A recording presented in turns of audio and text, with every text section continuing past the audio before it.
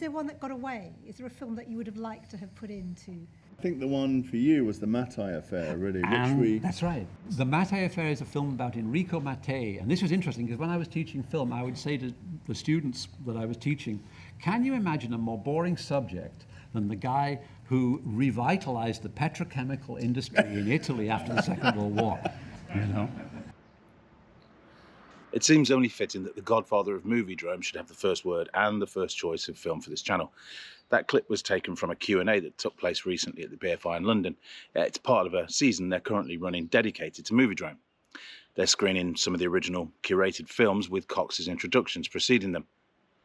The BFI's decision to rescreen Moviedrome and me deciding to reincarnate this channel is purely coincidental, I hasten to add. Had I known about the Q&A, I would have gone. I suppose I might have started this channel a little bit sooner too. Anyhow, the interview is a great watch, and I've added a link in the description should you wish to watch it. So, as per the great man's wishes, we're going to talk about a film that we never got to see on Moviedrome, but very nearly did. Which is a brilliant Italian movie that we even recorded an intro to. For, yeah. And then we couldn't get the rights to the film. I believe that's why. Or maybe it was something more sinister. The Mattei Affair was directed by Francesco Rosi in 1962. Alex Cox describes him as perhaps the best director ever. High praise indeed. It's one of those films that doesn't just tell a story, it probes at it. It pushes at the edges and then quietly points to the bits you're not supposed to see. The subject? Oil. But not the slick action thriller oil of Syriana or There Will Be Blood. This is real world oil.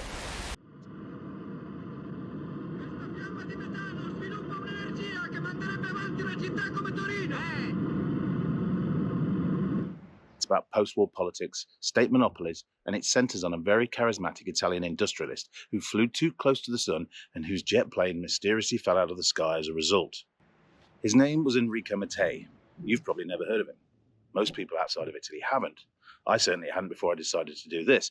But for a time in the early 50s and 60s, he was one of the most powerful men in Europe. Viaggia con l'italiano più potente dopo Giulio Cesare. He ran Eni, Italy's state-owned oil company, and he made it his mission to break the grip of the so-called Seven Sisters. That's what he called the oil majors, the likes of Shell, BP, Exxon, the companies who carved up the world's oil supply between themselves post-World War II. Mattei is depicted as a fiercely patriotic man, a man whose actions were altruistic, socialist if you're inclined, but fundamentally for the betterment of his fellow Italians.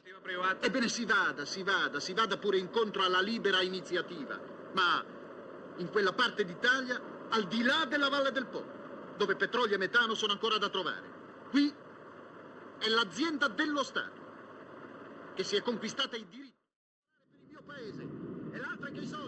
Rejecting the money that big oil offered him, he was driven by a mission to retain Italy's energy freedom. These things are not just thrown together, you know.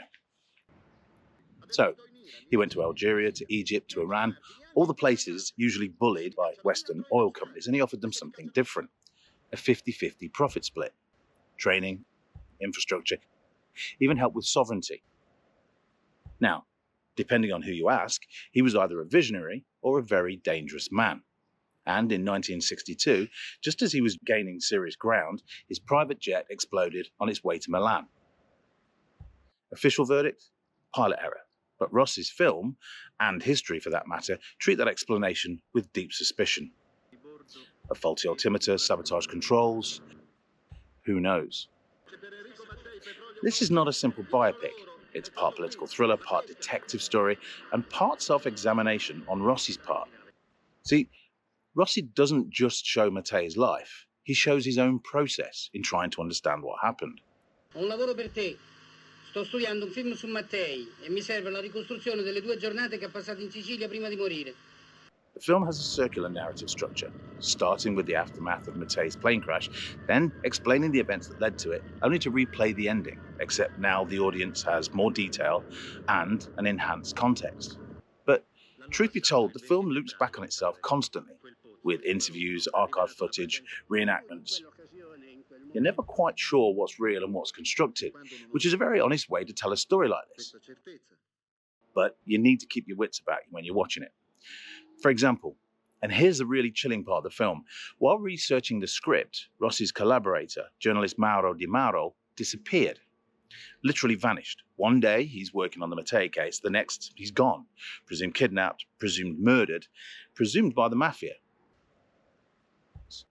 But here's the thing, Rossi absorbs that tragedy and he includes it as part of the film's narrative. Now, unless you know that going in, unless you're familiar with Italian politics, you've been none the wiser. So, just in case you weren't clear, this isn't a tidy conspiracy theory or film. It's a bit messy. He previously made Salvatore Giuliano, which tackled the mafia and state collusion, and the Mattei Affair takes that even further, folding in real footage, real locations, even real people playing themselves. There's a lot of walking and talking in this film. No car chases, no shootouts, and only one scene that includes a woman, but there are a lot of jets. Stia tranquillo, l'epurazione la faccio io. Gian Maria Volonté plays Mattei, and he's magnetic. You might know him as the villain from A Fistful of Dollars, but in Italy, he was well known for playing intense, politically loaded roles like this.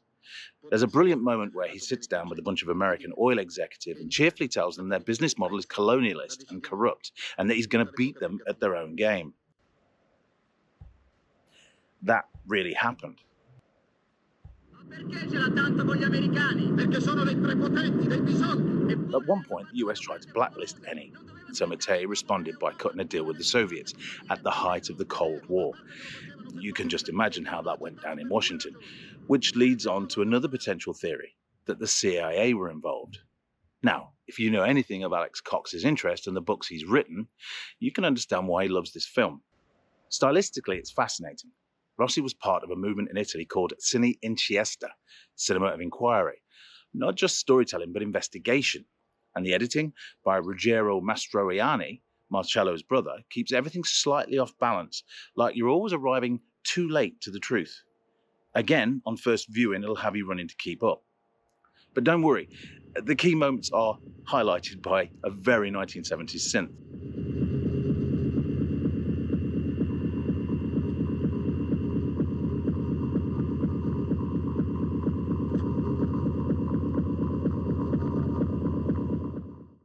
In spite of the synth, what I admire in it is it doesn't fall into the familiar conspiracy trope of telling you what to think. It keeps asking questions. There's a section around midpoint in the film where Mattei explains the politics and logistics of oil. It's worth watching the film just for this section alone. E qui passa nel ventre delle petroliere e parte a fare la prosperità dei paesi industriali dell'Occidente.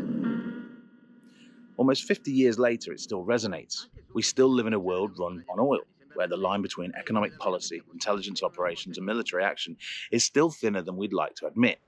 It's a film that is owned by Paramount, and Paramount are unwilling to release the rights to anybody. So you can't see it streaming, you can't buy a DVD or a Blu-ray disc. Maybe that tells you how close to the bone this film cleaves. But he's not entirely accurate there. A version does exist on YouTube, and again, the link is below should you wish to go digging. Di allarmismo ce n'è fin troppo. Se mi vogliono ammazzare, mi ammazzino pure. The Mattei Affair doesn't give you closure. It gives you discomfort and questions, and maybe, if you're lucky, a bit of perspective. Because when powerful men start dying in mysterious plane crashes, it's never just the weather.